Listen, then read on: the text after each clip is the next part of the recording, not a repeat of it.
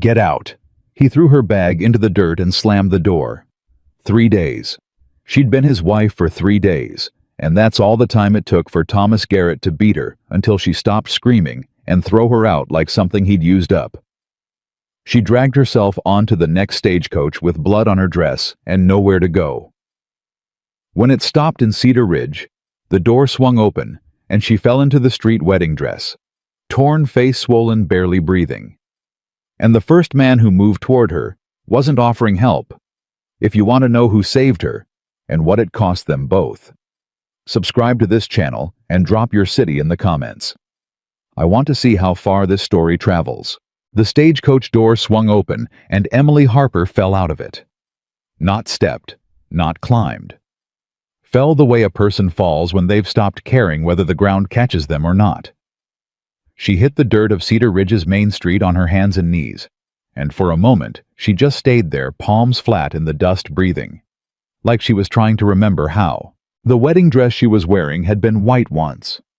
Now it was the color of dried mud and old blood, torn at the right shoulder where someone had grabbed it hard enough to rip the seam clean through.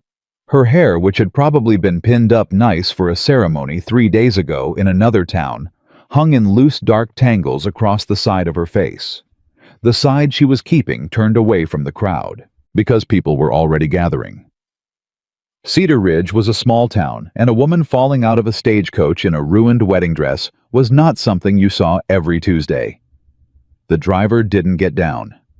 He set her single carpet bag on the edge of the running board and let it drop into the dirt next to her. He called down without any particular emotion, "This is your stop, miss," and then clicked his horses forward like she was a sack of flour he'd been asked to offload. Emily stayed on her knees for a moment longer than she probably meant to.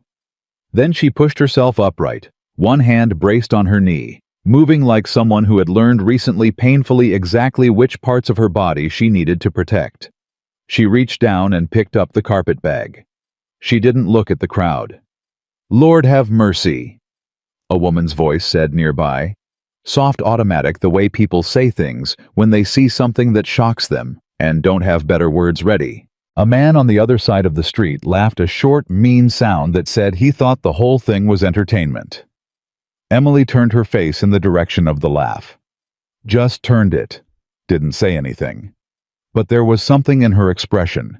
Not anger. Not quite something that said she'd heard worse recently. And this particular man wasn't going to make the list. She started walking. She didn't know where she was going. She was walking because standing still in the middle of a crowd felt worse, and because somewhere in the back of her mind, the only clear thought she had was find a wall. Get your back against something solid. Don't let anyone get behind you. That was what 3 days of marriage to Thomas Garrett had taught her. She'd answered the ad in a newspaper out of Chicago. Thomas Garrett, rancher, Cedar Ridge, Arizona Territory. Seeking a capable woman of good character for marriage and ranch partnership. Honest correspondence.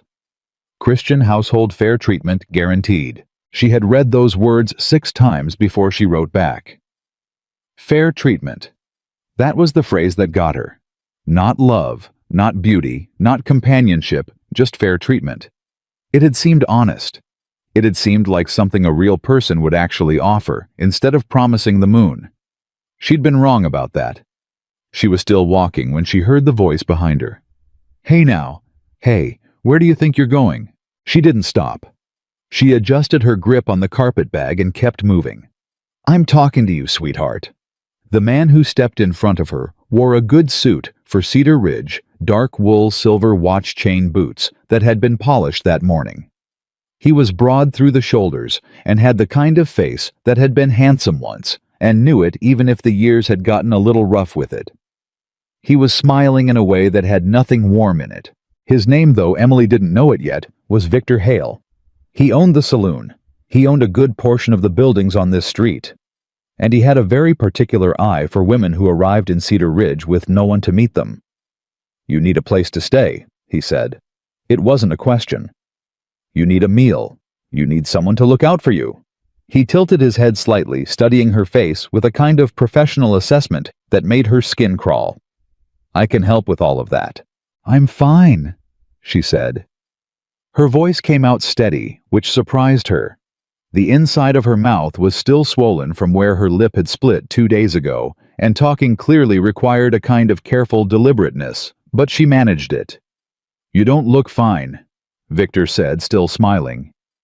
"You look like you've had a terrible time, and you're alone in a town you don't know and you need someone in your corner." He took one step closer. "Let me be that person." "I said I'm fine.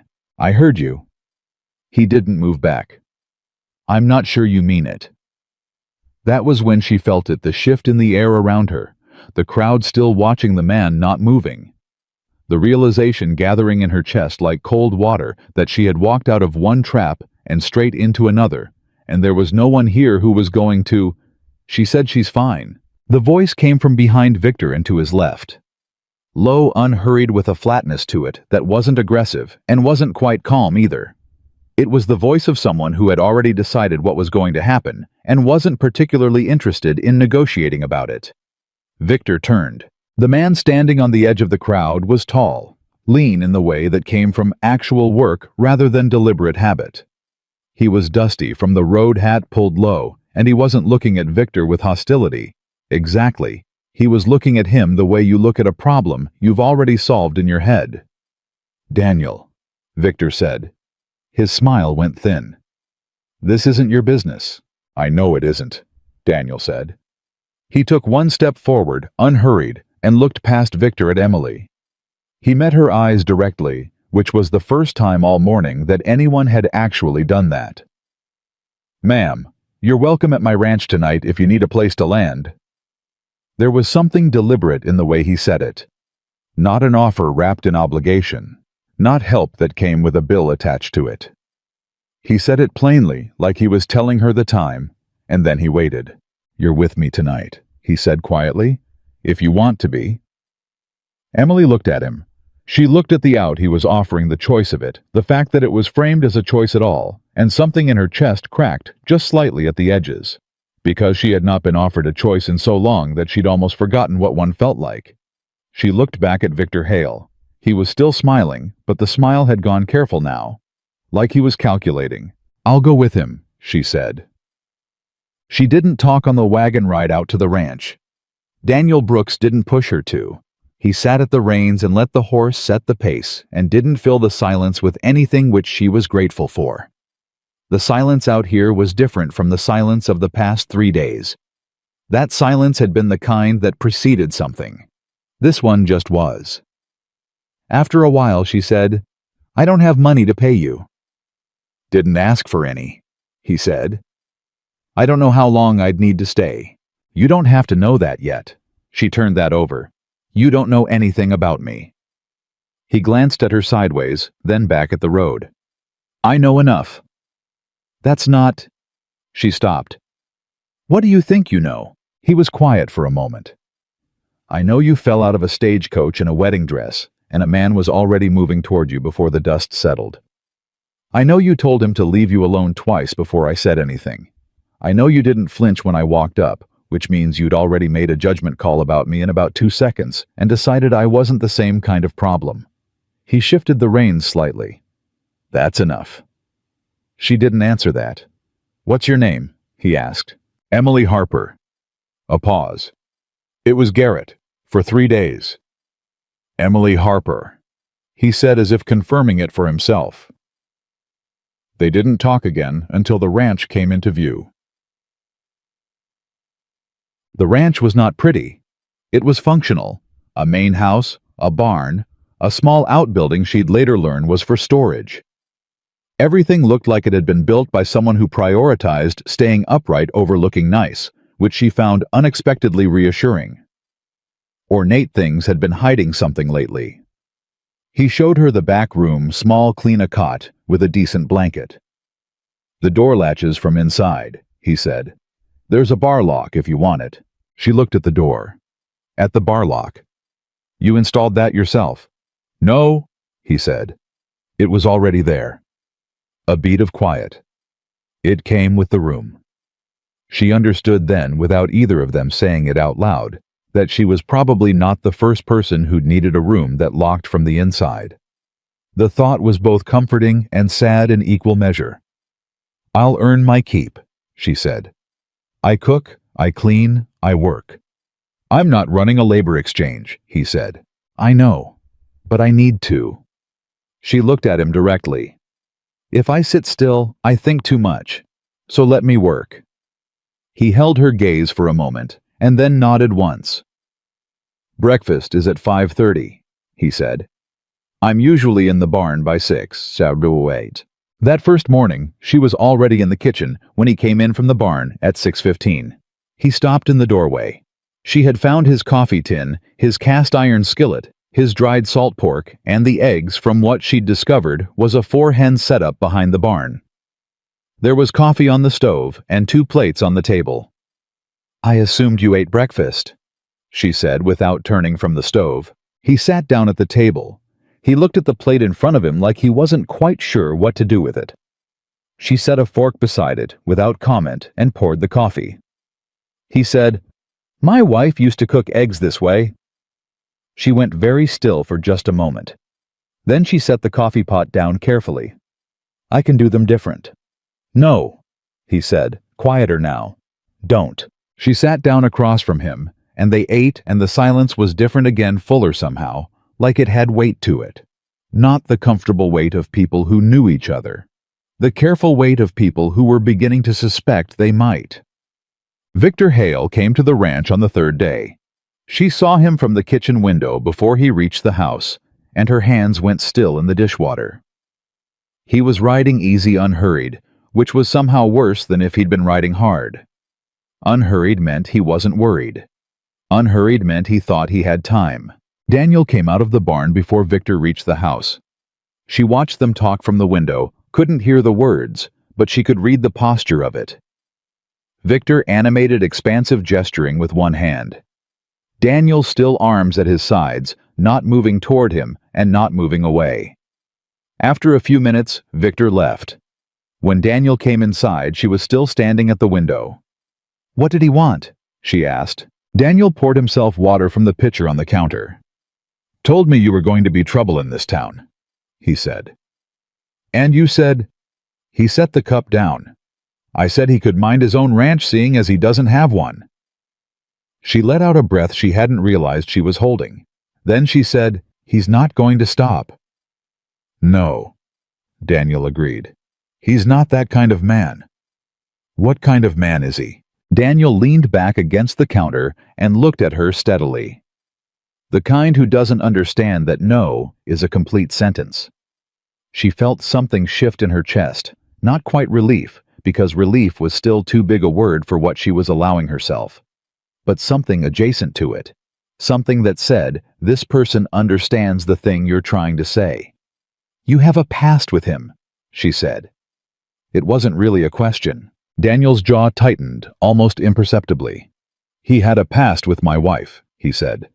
And then he straightened up from the counter and walked back out to the barn and left that sentence sitting in the kitchen between them, like something she'd have to learn to step around. She heard about Anna Brooks from the preacher's wife. It happened 10 days in when Emily walked into town for supplies. She was recognizing faces by then, the general store owner, the deputy, the woman who ran the dress shop. Cedar Ridge was learning her in return, but cautiously the way small towns learn new arrivals. With their eyes before their mouths. But the preacher's wife, a soft round woman named Edna Price, who smelled like lavender and had a habit of touching your arm when she talked to you, stopped her outside the mercantile and said with the tone of someone doing her a favor, "You know about his wife, I assume." "He mentioned he's a widower," Emily said carefully. "Widower." Edna made a small sound. "That's one way to put it." She glanced left and right with the practiced efficiency of a person who'd spent years checking that they had an audience before delivering information. Anna Brooks died by her own hand. 3 years ago, April. Emily felt the street shift slightly under her feet. "I didn't know the details," she said. "Most people don't talk about it directly," Edna said. "Out of respect for Daniel. He's a good man, he is. Hard-working, decent, keeps to himself." Another glance. But there are those who say he could have done more, before it got to where it got to, that there were signs he didn't act on. Emily looked at the woman carefully. What kind of signs? Well, Edna's voice dropped conspiratorially. Anna wasn't herself the last several months. Anyone could see it. She'd stopped coming to church, stopped visiting. Daniel was away a lot that year, long cattle drives business in Tucson. And when she stopped, pressed her lips together. When it happened, people said he seemed more guilty than grief-stricken, which is its own kind of thing, isn't it? Emily thanked her and went into the mercantile and moved through her list of supplies on pure automatic because her mind had gone somewhere else entirely. Not because of what Edna Price had told her. She'd known grief that looked like guilt, and guilt that looked like grief, and the way people on the outside of someone's pain always had their own interpretation ready. She was thinking about the room with the bar lock on the inside. She was thinking about Anna. She was thinking about what it meant that Daniel had told her he was a widower, but not how his wife had died, and whether that was secrecy or just pain that hadn't found its shape yet. She asked him that night. They were on the porch after supper, him in the chair, her on the step, watching the sky do what it did out here, which was turn colors you didn't have names for. She'd been working up to it for an hour. Your wife, she said. How did she die? He didn't move. He held his coffee cup on his knee and looked at the horizon, and after a long moment he said, She took her own life. I'm sorry, Emily said. And she meant it the way you mean things when the words are inadequate, but they're all you have. I was in Tucson, he said. 3-day trip turned into 5 because of weather. When I came back, she was... He stopped. I should have come back sooner. You couldn't know. No, he said. But I should have known something was wrong before I left. His voice was very flat when he said this. The flatness of something that had been said internally so many times, it had worn smooth. She wasn't herself for months. I told myself she'd come back around.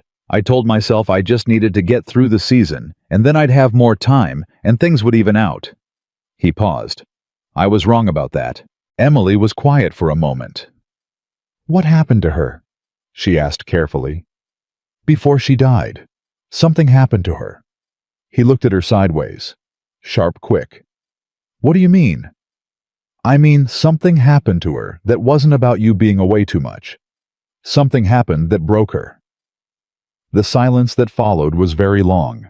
The sky finished turning colors and settled into dark. There was a man, he said finally, a powerful man in the county. Richard Caldwell. He said the name the way you say something that tastes bad. He assaulted her while I was away on a drive. She didn't tell me for 2 weeks. When she finally told me, I went to the marshal. A pause that had real weight in it. Caldwell had friends in the right places. Nothing happened, no charges, not even a conversation on record. He went on with his life like he hadn't done anything. Emily had gone very still on the step. She couldn't get past it, Daniel said. And I couldn't make the world make it right. I tried to tell her it wasn't her fault. I tried to tell her we'd find another way. I tried... He stopped again. The word tried hanging between them like an accusation he was making against himself. It wasn't enough.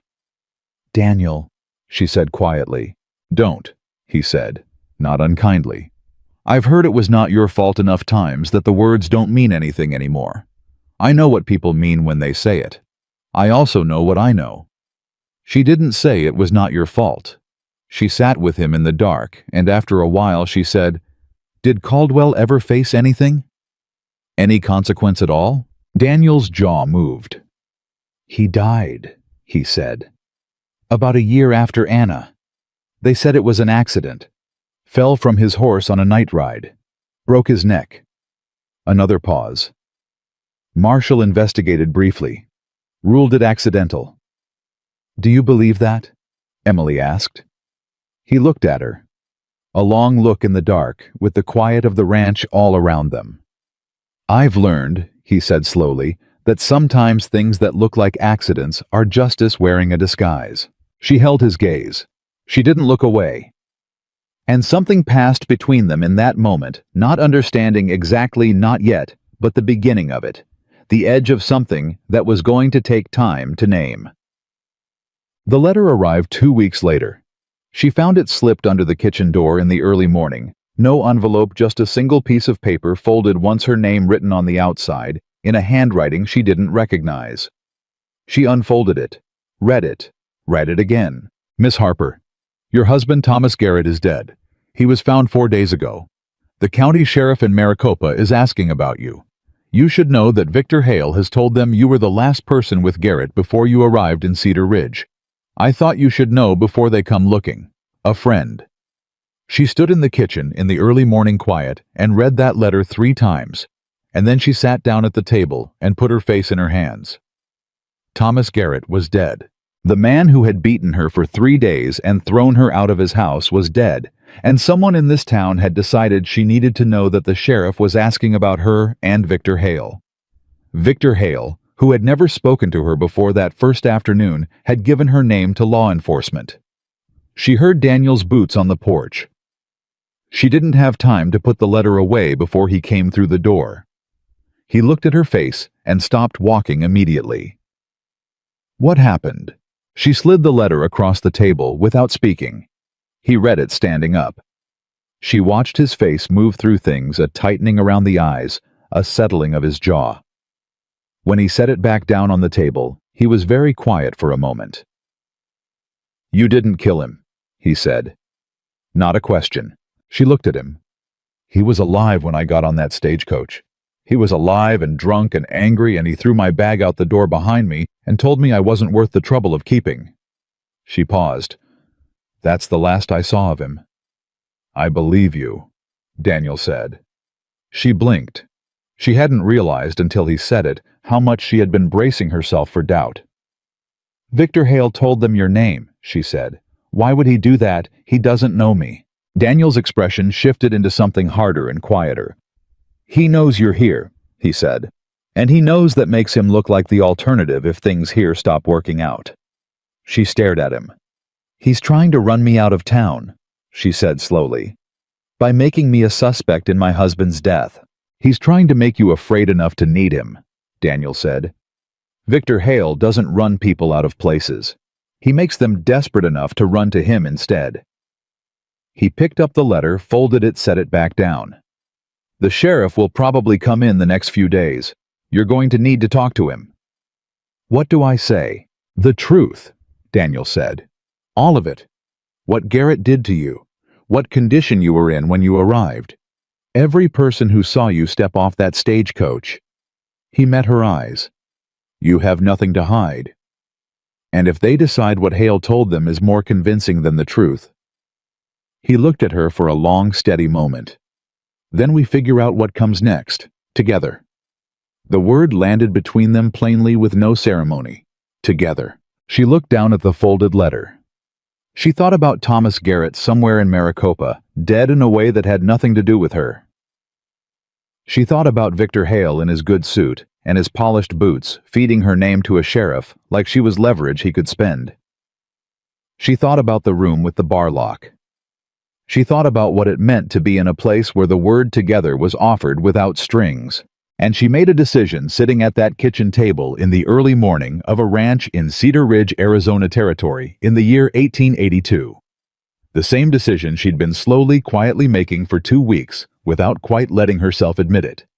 She was going to stay. Not because she had nowhere else to go.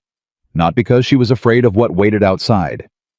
But because this place, this worn, functional, unbeautiful ranch with its bar lock and its silent breakfasts, and the man who offered choices instead of orders, was the first place in a long time that had felt like it might be worth fighting for. All right, she said quietly. Daniel nodded once. Neither of them said anything else. He poured the coffee. She started the eggs. And outside, Cedar Ridge went on not knowing that what was building inside that ranch was something it was going to have to reckon with before long. The sheriff came on a Thursday. Emily heard the horse before she saw him. A single rider coming up the road at an easy trot. unhurried, the kind of pace that said official business rather than emergency. She was in the kitchen. She didn't move to the window. She stood where she was and finished drying the dish in her hands and set it on the shelf, and then she smoothed her apron and walked to the door and opened it before he could knock. He was younger than she'd expected. Mid-30s, square-jawed, with a deputy's badge that caught the morning light and a hat he took off when she opened the door, which she noted. Men who took their hats off at doors were either well-raised or performing courtesy. She hadn't decided which category he fell into yet. "Ma'am," he said, "I'm looking for Emily Harper, formerly Garrett." "You found her," she said. He glanced past her into the house, then back at her face. She watched him take in the fading bruise along her jaw, the slight discoloration still visible under her left eye, and something in his expression shifted. Not sympathy exactly, more like recalibration. "Deputy Cal Reardon, Maricopa County," he said. "I have some questions about Thomas Garrett." "Come in," she said. "I'll put on coffee." Daniel came through the back door 2 minutes later, still carrying his work gloves. He didn't say anything, just pulled out a chair and sat at the far end of the table, present but not inserting himself. The deputy looked at him, then at Emily. "He stays," she said without turning from the stove. Reardon sat down. He put his hat on the table and took out a small notebook and looked at her steadily. "Thomas Garrett was found dead in his home outside Maricopa 9 days ago," he said. "Cause of death is being treated as undetermined pending further inquiry. His neighbor reported that a woman, a new wife, had been seen at the property in the days preceding his death and was not there when the body was discovered." "That woman was me," Emily said. She set the coffee down and sat across from him. "I was there for 3 days. He beat me for most of them. When he was done with me, he told me to leave, and I left." She kept her voice level. "I did not harm Thomas Garrett." "Can you tell me your movements after leaving the property?" "I walked to the road and waited for the eastbound stage. I rode it to Cedar Ridge. I arrived 6 days ago. Every person in this town who was on Main Street that afternoon saw me get off that coach." Reardon wrote something. "You were wearing your wedding dress when you arrived here. I was wearing it when I left his house because it was what I had on. I didn't have time to pack thoughtfully. He threw my bag out the door." The deputy looked up from his notebook. "Miss Harper, did anyone else have cause to harm Thomas Garrett? Anyone you're aware of?" "I was married to him for 3 days," she said. "I didn't know much about his life." "Was he a drinking man?" "Every hour I knew him." Another note. "And you have no information about who might have been responsible for his death?" "None," she said. Reardon looked at her for a long moment, the steady, patient look of someone trained to wait out silences. Then he looked at Daniel. "Mr. Brooks, you can confirm when Miss Harper arrived here and her conduct since—" "She arrived 6 days ago," Daniel said. "She's been here every day since. She hasn't left the property except once to go into town for supplies in full view of half the street." "And you'd be willing to state that formally if it comes to that?" "Already planning on it," Daniel said. Reardon closed his notebook and picked up his coffee. He drank from it and set it back down, and the silence stretched out for a moment into something almost conversational. Then he said quietly, "The man who gave us your name, Miss Harper. Victor Hale. You know him?" "I met him once," she said. "For about 2 minutes. He tried to make me an offer I didn't want." "What kind of offer?" "The kind men make to women who arrive in towns alone and look like they have no options." She held the deputy's gaze. "He didn't take my refusal particularly well." Reardon turned his hat in his hands, once a slow rotation, thinking. "I've had dealings with Victor Hale before," he said in a tone that wasn't exactly official and wasn't exactly gossip. It was the tone of a man leaving information on a table for someone else to pick up. "I appreciate you telling me that," Emily said. He stood, nodded to them both, and left. After the sound of his horse faded, the kitchen was very quiet. "Well," Emily said. "He doesn't think you did it," Daniel said. "No," she agreed. "But Victor Hale wanted him here, and he wanted me to know he could put a sheriff at my door." She pressed her hands flat on the table. "He's making a point," Let him make it, Daniel said. He stood and picked up his gloves from the table. Points don't mean anything when the person they're aimed at stops being afraid of them. She looked at him, this quiet, steady man, who said things plainly, and meant them, who sat in on a sheriff's interview just by being present, who offered choices when the rest of the world was handing her ultimatums. She thought, I am not afraid. And then, more honestly, not yet, but I am learning how not to be. There was a woman named Clara Fitch who came to call on the second week. She arrived on foot, which meant she'd walked the 2 miles from town, which meant she'd wanted to come badly enough to do it in the midday heat. She was perhaps 60, with silver hair and capable hands, and the direct, unhurried manner of someone who had decided a long time ago not to spend energy on things that didn't matter. She brought a covered dish. She set it on the kitchen table and looked at Emily and said, I knew Anna Brooks. I wanted to meet the woman Daniel brought home. Emily looked at her steadily. He didn't bring me home, she said. He offered me a place to land, and I took it. Clara Fitch studied her for a moment and then smiled, small and genuine. Good, she said. Sit down. Tell me about yourself. She did not ask about the bruises. She did not look at Emily with pity or with the particular kind of horrified curiosity people wore when they wanted the story, but didn't want to seem like they wanted it. She just sat across the table and listened, and Emily found herself talking not about Thomas Garrett, not about the stagecoach, but about Chicago, about the newspaper ad, about what it had felt like to read the words fair treatment and think they were a promise. The West is full of promises, Clara said. So is the East, Emily said. Clara laughed, real and sudden. That's true, she paused. How is Daniel? Quiet, Emily said carefully. He's always quiet, but there's a difference between quiet because you're at peace and quiet because you're underwater. Clara turned her coffee cup in her hands. He was underwater for a long time after Anna. I know what happened to her, Emily said. Clara looked at her without surprise. Then you know some of it, not all. Emily went still. What don't I know? Anna didn't just lose hope, Clara said quietly. She lost trust. There's a difference. Hope is something you can sometimes rebuild. Trust when it's broken in a particular way by a particular kind of man. She stopped. She told me what Caldwell did to her. She told me before she told Daniel. She made me promise not to tell anyone else. I understand why she made you promise that, Emily said. I know you do. Clara looked at her steadily. I think that's why I walked out here today.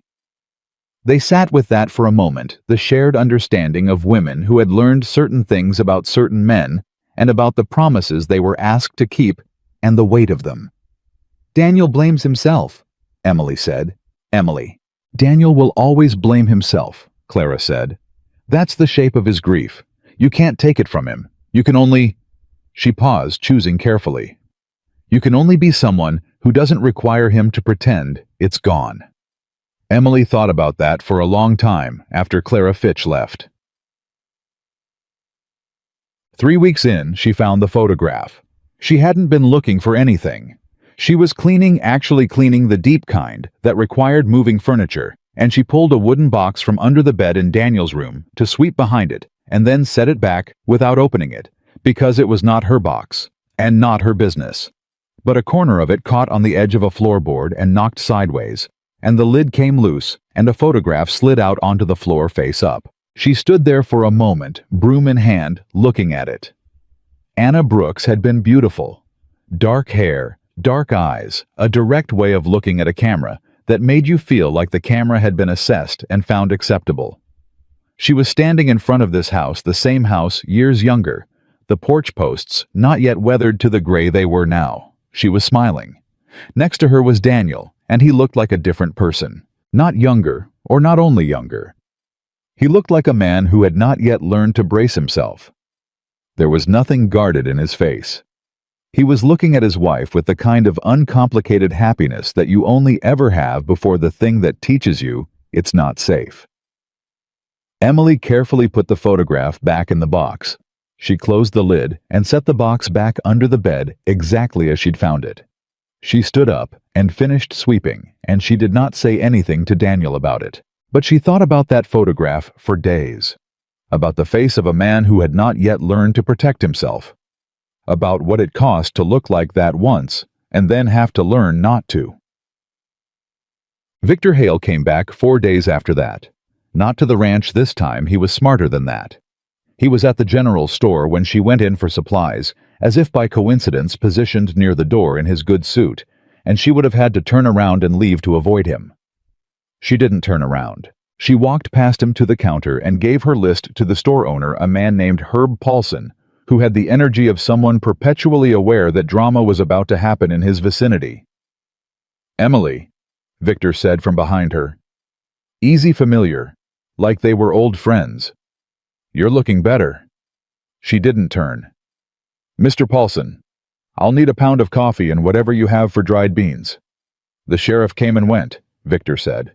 "No charges. That must be a relief." Paulson was writing down her order with great concentration on his paper. "You look like you've settled in nicely out at Brooks's place," Victor continued. "Though I wonder how long that particular arrangement suits you." She turned then, slowly. She looked at him with the full weight of her attention, and what she'd discovered over the past few weeks was that she had a quality she'd always had it.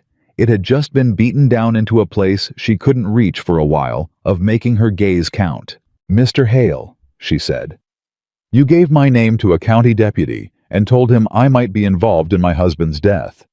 You did that inside a week of meeting me for reasons that have nothing to do with Thomas Garrett, and everything to do with the fact that I didn't accept your offer on the street that first day."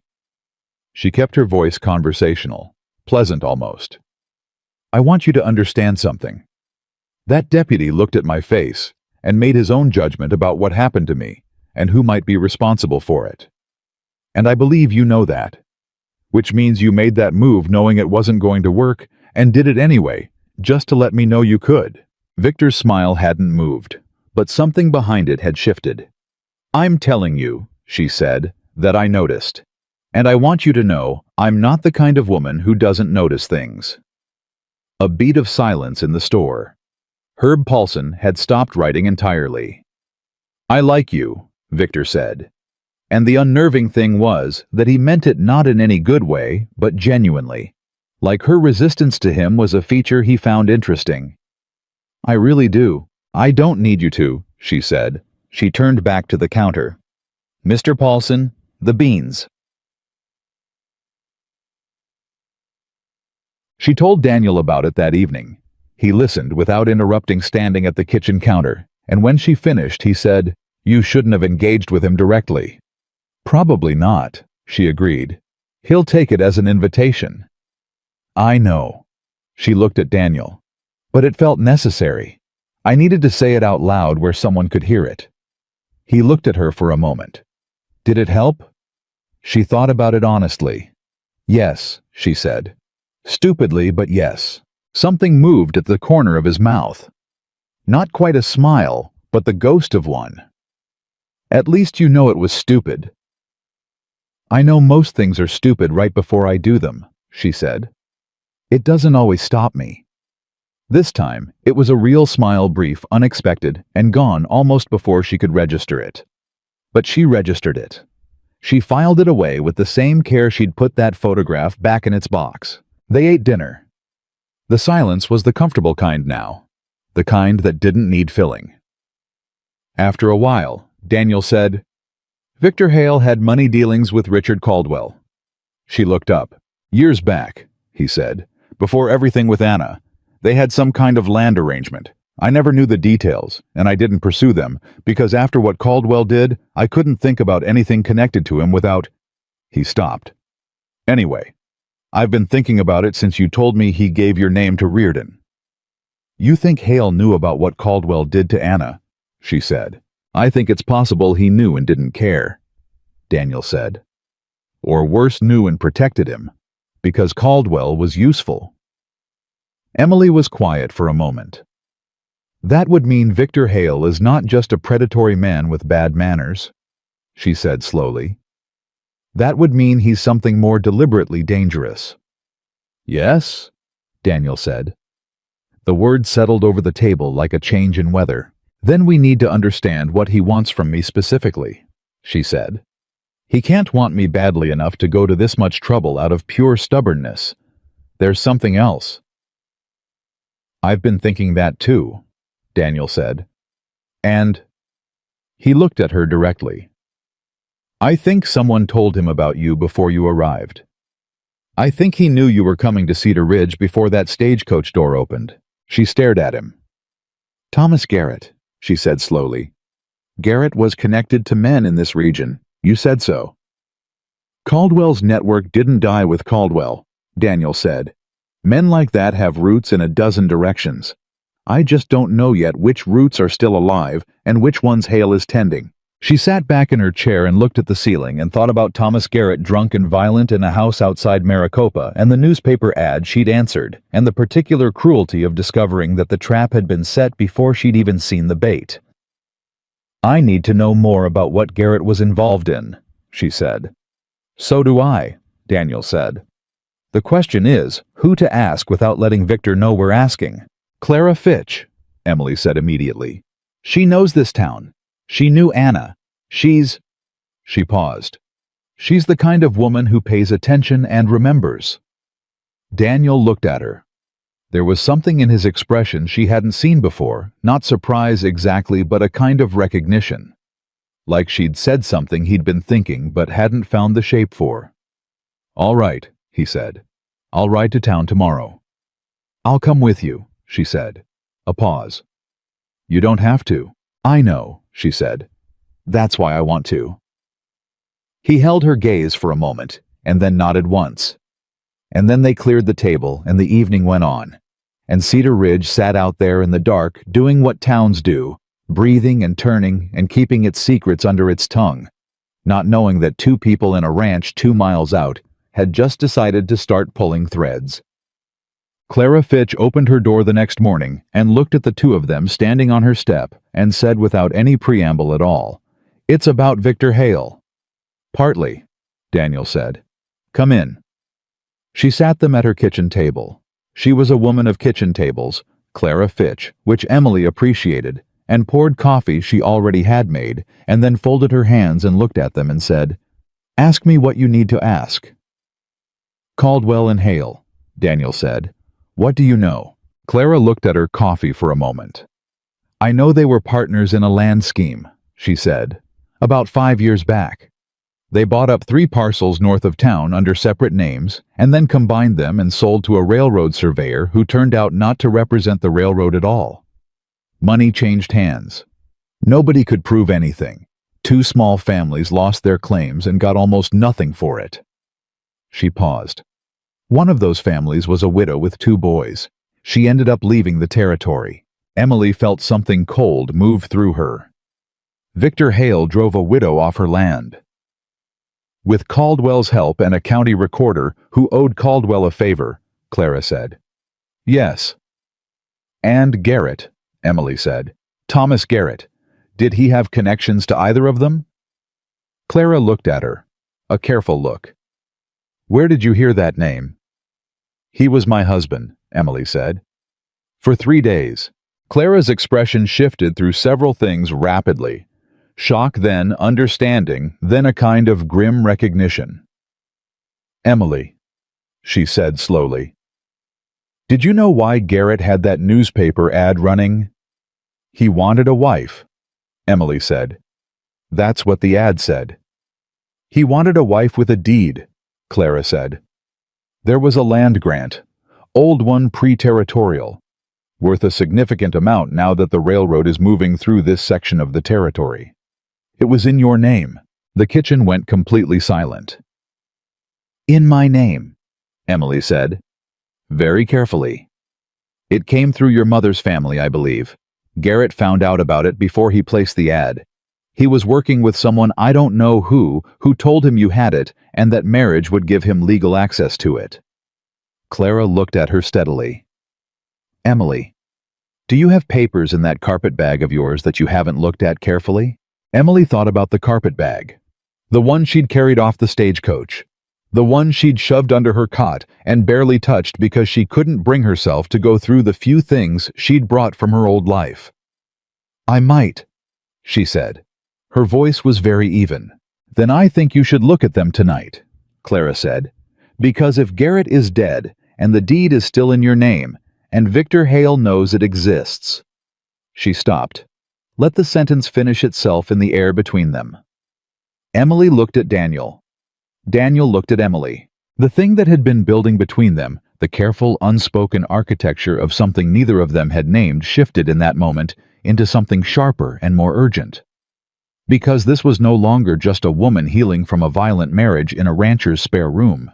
This was something with documents and money, and a dead man, and a dangerous one, and the ground under all of it had just become very much less stable. "We go back to the ranch," Daniel said quietly. "Right now." Emily was already standing. The carpet bag was where she'd left it under the cot in the back room.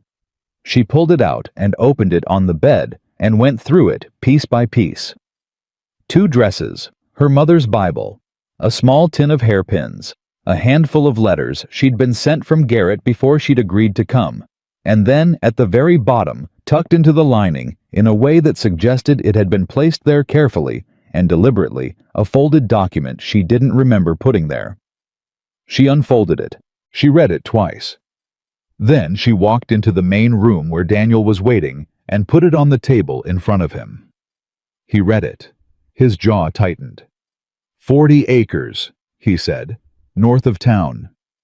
North of town, she confirmed. That's the railroad corridor, he said.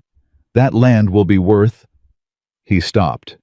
More than enough for someone to kill for, she said, quietly, with certainty, She stood at the table in the ranch house in Cedar Ridge, holding a land deed she hadn't known she owned with a dead husband she hadn't killed and a dangerous man in town who had known about this document before she had. And she understood now with the terrible clarity of someone seeing a pattern from the inside that she had never been rescued off that street. She had been collected. The only question was by whom. She looked at Daniel. His face was very still. He was reading the deed a second time with the focused expression of a man working through the implications of something, and she watched him reach the same conclusion she had. She could see it arrive in his eyes, the particular shadow of it. He looked up. "I didn't know," he said. And the thing was, she could hear it. The genuine, unguarded quality of those 3 words. The absence of any performance in them. "I know you didn't," she said. "Emily?" "I know," she said again. Firmer. "Daniel, I know." He held her gaze for a long moment, and she let him. She let the moment sit there without retreating from it, because she had learned slowly in this ranch, in this back room with its bar lock, that sometimes the bravest thing was simply to stay in the room when the hard thing was being said. "We find out who else knew about this deed," she said, "and then we figure out what we're going to do about it." Daniel set the document down on the table between them. "Together," he said. She didn't flinch at the word this time. "Together," she said. Clara Fitch came to the ranch the next morning without being asked. She arrived before breakfast, which told Emily everything about how seriously the woman was taking this. Clara Fitch did not skip her morning routine for small things. She knocked once, came through the door Emily opened, set a wrapped parcel of cornbread on the counter, and sat down at the table like she'd been invited. "I remembered something last night," she said.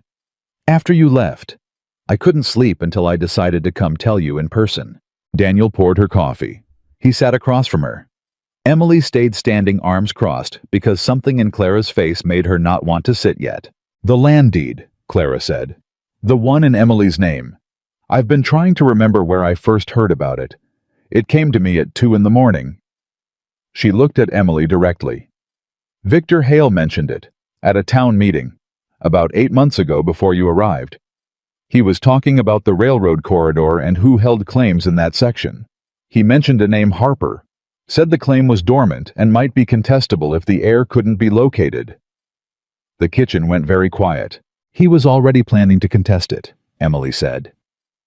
"I believe he was building a case to have it declared abandoned," Clara said.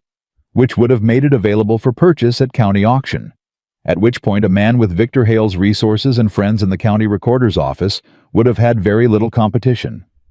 But then Garrett found out about it first, Daniel said. And Garrett decided marriage was a faster and cleaner mechanism than a county auction, Emily said. The words came out flat and cold, and she let them. He placed the ad. I answered it. He had 3 days to get me to sign something before I understood what was happening. She paused. Is that why he started beating me so quickly? Because I didn't sign fast enough? Clara looked at her with the steady, unflinching gaze of a woman who had lived long enough to hear hard things without collapsing under them. I think it's likely, she said quietly. I'm sorry. Emily uncrossed her arms. She pulled out a chair and sat down. She needed a moment to let that settle, the particular ugliness of it, the way it reframed those 3 days from senseless violence into calculated violence, which was somehow worse.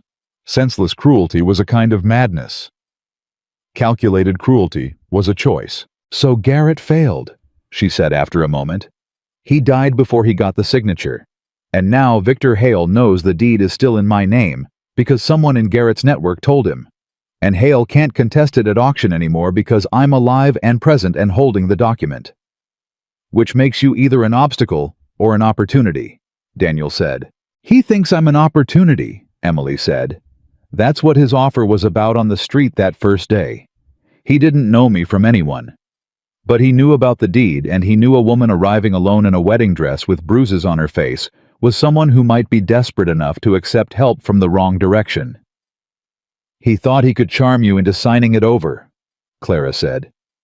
Or marry me himself, Emily said, which would accomplish the same thing legally. The three of them sat with that for a moment. Outside, a wind had come up and was moving through the eaves of the house in a low, continuous sound. We need a lawyer, Daniel said. We need more than that, Emily said. We need to understand the full shape of what Hale has built. The land scheme with Caldwell, the county recorder, the connection to Garrett. If this is a pattern, and it looks like a pattern, then there are other people who've been hurt by it. Other claims. Other women or families who didn't know what was being taken from them. Clara looked at her with something that was close to pride. You think like someone who's been wronged before and decided not to let it happen again. I think like someone who's finished being surprised by men who make plans, Emily said. It was Daniel who went looking for the lawyer, and it was the going that first cracked something open between them that couldn't be closed again. He told her he was riding to Tucson to find a territorial attorney, a man named Whitfield he'd dealt with once on a grazing dispute. He told her it would be 2 days, maybe 3. He told her Clara had agreed to come stay at the ranch while he was gone. He told her all of this at the kitchen table, the evening before he left, in the methodical, practical way he told her most things. And then he stood up to clear his plate, and she said without planning to Daniel. He stopped. Be careful, she said. He turned. He looked at her, not a long look, but a full one, the kind that took the whole of what was in front of him, and something moved through his face that he didn't quite manage to keep out of it. Something that wasn't grief for once. Something with a different quality entirely. I will, he said. He left at dawn. She stood on the porch and watched him ride out, and didn't go back inside until the sound of his horse had gone completely. And even then she stood in the kitchen for a minute just holding her own hands, not thinking about anything in particular. Just aware of how quiet the ranch was when he wasn't in it. Clara arrived by mid-morning. She came with a basket of sewing, and the determined energy of a woman who considered idle worry a personal failing. She sat in the chair by the window and sewed and talked, and Emily was grateful for both. Tell me about when they were happy, Emily said sometime in the afternoon. Clara looked up. She didn't ask who. They were happy for a long time, she said. 6-7 years. Daniel was different then, not lighter exactly. He was always serious, but there was less weight on him. Anna laughed enough for both of them. She had a way of finding the absurd thing in any situation and pointing at it until everyone else saw it too. She smiled, private and fond. She used to say that Daniel kept her grounded, and she kept him from turning into furniture. Emily laughed, short and genuine. He loved her completely, Clara said. which is why what happened afterward almost killed him too, just more slowly. She paused her needle. Grief, like that guilt grief, where you can't separate what you lost from what you believe you failed to prevent, it doesn't go away. It just changes shape, becomes part of the structure of you. I know something about that, Emily said. I thought you might. They sewed and talked, and the afternoon moved, and Emily kept one part of her attention on the road without letting herself examine why. He was back in 2.5 days. She heard the horse and was in the doorway before he reached the porch, which she recognized was a thing she was going to have to think about later. He swung down and tied the horse and came up the steps and stopped when he saw her face. "Whitfield is coming," he said. "He'll be here in 4 days." He looked at what I described, and he said, He stopped. He said, "It's bigger than I thought."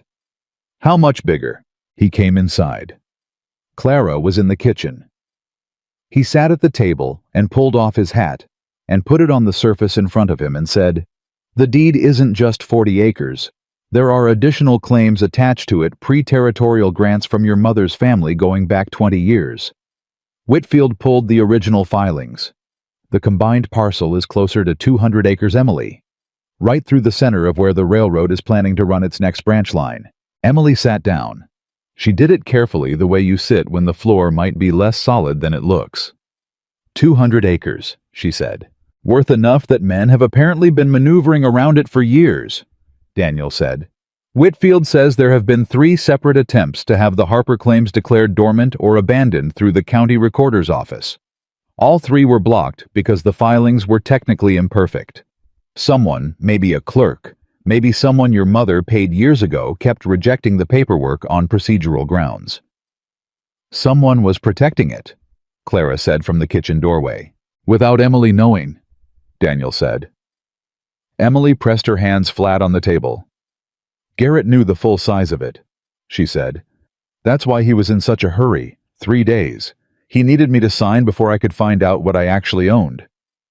"And when you didn't sign," Daniel said, "he decided to try force instead of persuasion." "And when that didn't work either," Emily said quietly, "he threw me out." She thought about that. About Thomas Garrett, drunk and violent, making the calculation that she was more trouble than she was worth and cutting his losses. About the fact that his impatience had accidentally saved her. "He's dead," she said. "And I'm alive and I have the deed, which means whatever Hale planned next, he has to go through me." "Whitfield will file a formal claim assertion when he arrives," Daniel said. "That puts it on official record that you're present alive and contesting any attempt to reclassify the land. It won't resolve everything, but it changes the legal landscape significantly." "And Hale," she said. Daniel's jaw tightened. "Hale will know about the filing within a day of it happening. He has people in the county office." "Good," Emily said. Both of them looked at her. "I want him to know," she explained. "I want him to understand that I know what he knows, and I'm not hiding from it." Clara made a sound that might have been approval. "Emily," Daniel said carefully, "when Hale realizes the passive approach isn't working, he's going to try something more direct." "I know that," she said. "You should understand what that might mean." "I understand it." She looked at him steadily. "I'm not Thomas Garrett's wife anymore, Daniel. I'm not a woman who arrived in a town 3 weeks ago with nothing. I have the deed, I have a lawyer coming, I have Clara, and I have you." She paused. "I'm not afraid of Victor Hale." He held her gaze for a long time. "All right," he said finally. "Not agreement exactly. Something closer to trust." Whitfield arrived on schedule, a compact, dry-voiced man in his 50s who carried a leather satchel, like it was an extension of his arm, and had the precise, unhurried manner of someone who had spent 30 years untangling other people's disasters. He sat at the kitchen table and opened the satchel and spread papers across the surface and began explaining things with the efficient clarity of a man who didn't believe in softening facts. The combined Harper land claim was legitimate, clear, and substantial. The 3 previous attempts to have it declared abandoned had failed on procedural grounds, which Whitfield now believed had been deliberate. Someone had filed those objections knowing they would be rejected simply to create a paper trail that could later be used to argue the claim had been actively contested. It was a patience game. Wear down the record until a sympathetic judge might rule the land effectively disputed and put it up for resolution. "Who filed the objections?" Emily asked. Whitfield looked at her over his papers. "The first two were filed under a land holding company called Ridgeline Partners," he said. "The third was filed by an individual, a man named Carlton Briggs, who when I traced him turns out to be a business partner of one Victor Hale." The name landed on the table like something solid. "Can you prove a direct connection?" Daniel asked. "Between Hale and the filing strategy, not yet," Whitfield said, "but the pattern is clear enough that any territorial judge worth his seat would see it." He folded his hands. "Miss Harper, I want to file a formal assertion of claim tomorrow morning at the county office. I want your signature on it tonight. Once it's filed, the land is legally defended, and any further attempt to reclassify or contest it becomes a matter of formal litigation, which is a much longer and more expensive road for your opponents." "File it," Emily said. "There's a risk," Whitfield said. "The people who want this land may accelerate their efforts once they see the filing." "I know," she said. "You understand what that might look like." "Mr. Whitfield," she said, "I was beaten half to death by a man who wanted this land and didn't get it. I've had a county sheriff put at my door by a man who wants this land and hasn't gotten it. I've been maneuvered, investigated, and watched since the day I arrived in this territory." She picked up the pen from beside the papers. "What I haven't done is sign anything I didn't choose to sign. Let's fix that." She signed. Whitfield looked at the signature and then looked at her with the measured respect of a man who didn't give that particular expression out casually. "I'll be at the county office when it opens," he said. The filing was done by 10 the next morning. By noon, Victor Hale knew about it. Emily was in the garden behind the ranch house she'd taken to growing things a habit from her mother, because there was something about putting your hands in dirt that made abstract fears feel more manageable when she heard hoofbeats on the road. Multiple horses. She stood up and wiped her hands on her apron and walked around to the front of the house. 3 riders, Hale in the center, 2 men flanking him who had the particular posture of men employed specifically to flank. He pulled up at the edge of the yard and looked down at her from his horse, and for the first time since she'd arrived in Cedar Ridge, he wasn't smiling.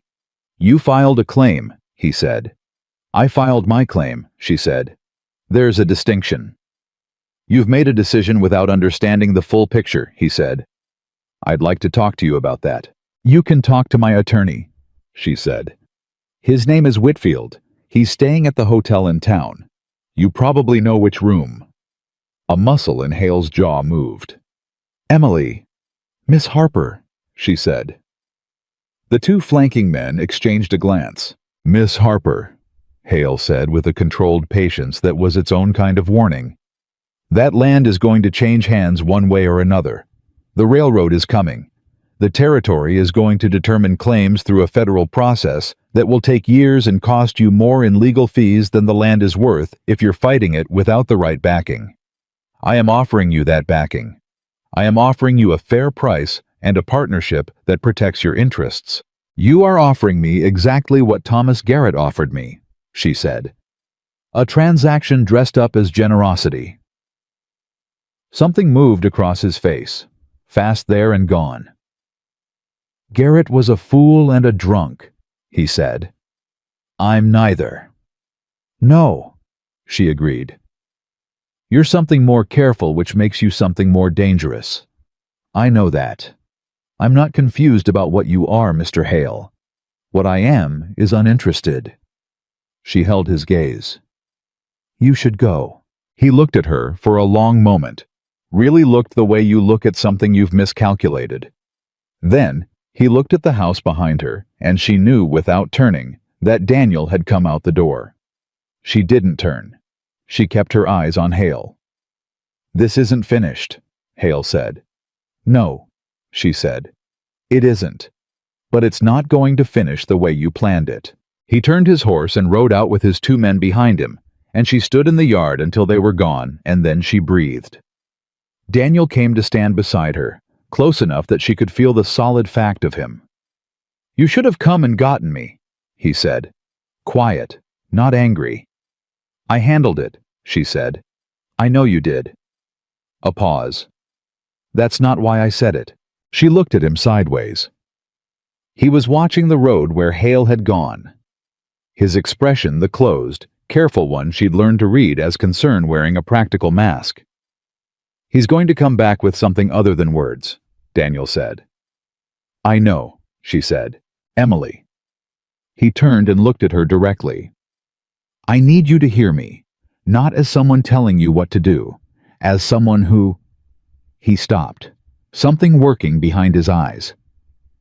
"As someone who doesn't want to be standing in a yard someday, wondering what he should have said." The sentence landed between them like a stone dropped into still water. She looked at him, at the careful way he'd constructed that sentence, leaving out the word he'd almost used, the word that would have changed the temperature of everything. "I hear you," she said, quietly. He nodded, looked back at the road. They stood there for another minute side by side, not touching in the particular charged silence of two people who have just said something significant, while appearing to have said almost nothing. That night she couldn't sleep. She lay in the back room with the bar lock secured and stared at the ceiling and thought about all of it. The deed, Hale Whitfield's papers, the three riders in the yard, Daniel in the doorway, and then, because her mind had a habit of finding the thing she was trying not to think about, she thought about Anna. She thought about a woman who had lived in this house and laughed in this kitchen and been destroyed by something that should have had consequences and didn't. She thought about what it cost to be destroyed by something that had no consequences, the particular grinding injustice of it. The way it didn't just break you, it broke your faith in the idea that breaking could be answered. She thought about what Daniel had said on the porch weeks ago, that sometimes things that look like accidents are justice wearing a disguise. She thought about Richard Caldwell dead in a ditch, officially an accident. And she thought about Dr. Evelyn Carter. It was a small thing, a nothing thing almost. But she'd met Evelyn Carter twice, once in the Mercantile, once at Sunday service, when Clara had insisted on bringing her. Dr. Carter was the wife of Cedar Ridge's physician, a quiet woman with precise hands and an unusual stillness about her. She had looked at Emily both times with a quality of attention that went slightly beyond ordinary social interest. Like she was seeing something she recognized and was deciding what to do with the recognition. Emily had filed it away. The way she filed everything. Now at 2 a.m, she took it out and looked at it. Evelyn Carter had known Anna Brooks. Clara had mentioned it in passing weeks ago, Anna's closest friend. The person Anna had told first before she told Daniel. The person who had listened and kept the secret and watched the justice system protect the man who had destroyed her friend. Emily stared at the ceiling. She thought, what would I do if it were my closest friend? She thought, what would I do if I knew who had done it and watched him walk free? She thought, what kind of woman has precise hands and unusual stillness and looks at a survivor with the expression of someone who understands exactly what surviving costs? She didn't have an answer. Not yet. But the question had a shape now, and she recognized the shape, and she lay in the dark of the back room and held it very carefully, because some shapes, once you could see them, clearly, could not be unseen. The threat came 3 days later. Not from Hale directly, he was smarter than that now. It came through the deputy Cal Reardon, who rode out to the ranch with the professional neutrality of a man delivering information he didn't personally endorse. Someone filed a challenge to the Harper claim, Reardon said at the kitchen table, hat in hand. This morning, under the name of a company called Territorial Land Partners, LLC. They're claiming the original grant documents were improperly recorded and that the land reverted to territorial jurisdiction 12 years ago. Whitfield, who was still in Cedar Ridge and sitting across from Reardon with the focused expression of a man who had been waiting for exactly this move, said, "On what evidentiary basis?" "They've produced a document," Reardon said. He pulled a folded paper from his coat and set it on the table. "A recording certificate from the Territorial Office dated 1870 that purports to show the Harper claim was formally abandoned by the original filer." Emily looked at the document. Then she looked at Whitfield. Miss Harper's mother filed the original claim in 1869. Whitfield said carefully. He was looking at the document with the intense focus of a man spotting something in text that most people would miss. She was alive in 1870. She did not abandon the claim. He tapped the paper with one finger. This recording certificate has a clerk's seal I've seen before. It appeared on one of the 3 previous filing attempts I traced last week.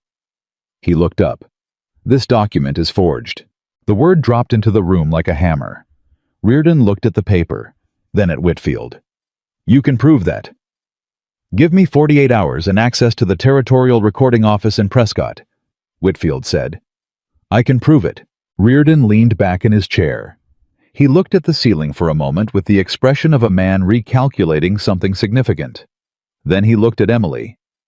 Miss Harper, he said, I want to tell you something that's going to sound like I'm speaking out of turn for a county deputy. Go ahead, she said. Victor Hale has filed legal challenges in this territory before.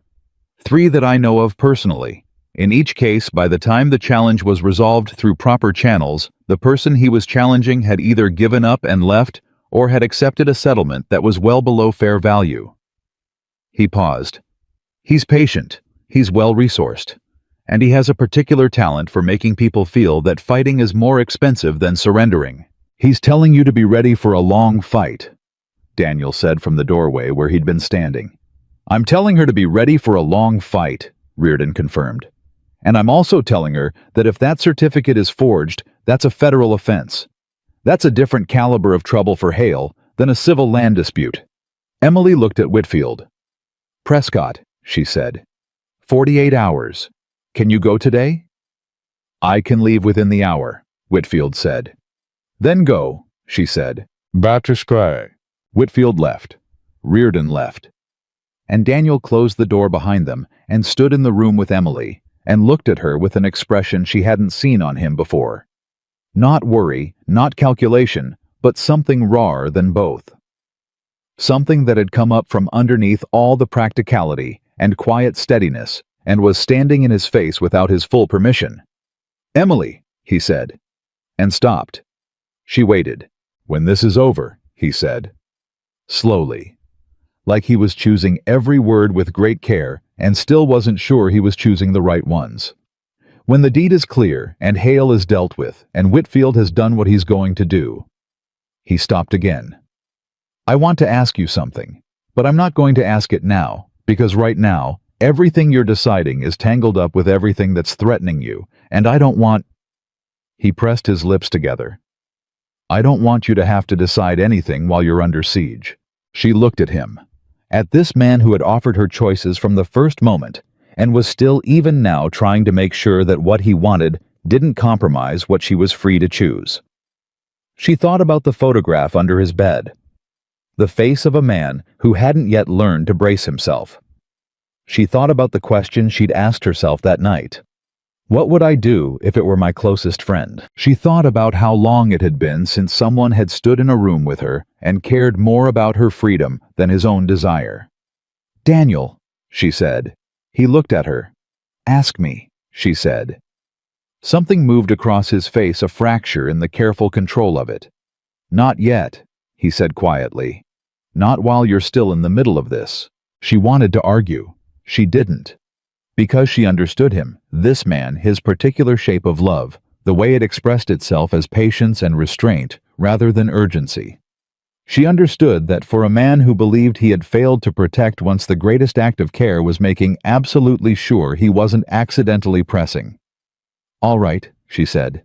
Not yet. He nodded. He looked at her one more moment, that full, unguarded look she was starting to recognize as his most honest expression, and then he went back out to the barn. And Emily stood in the kitchen of the ranch in Cedar Ridge, Arizona territory, with a forged document on her table and a lawyer riding hard toward Prescott, and a dangerous man in town who was no longer hiding his intentions and felt underneath all of it, under the fear and the practicality and the urgency, the clean, surprising weight of something that had been growing in her without her permission. Something she was going to have to name eventually. Something she thought might be the beginning of what she'd been trying to find before any of this started. Not fair treatment, something better than that. Outside, the wind was up again, and somewhere in Cedar Ridge, Victor Hale was planning his next move.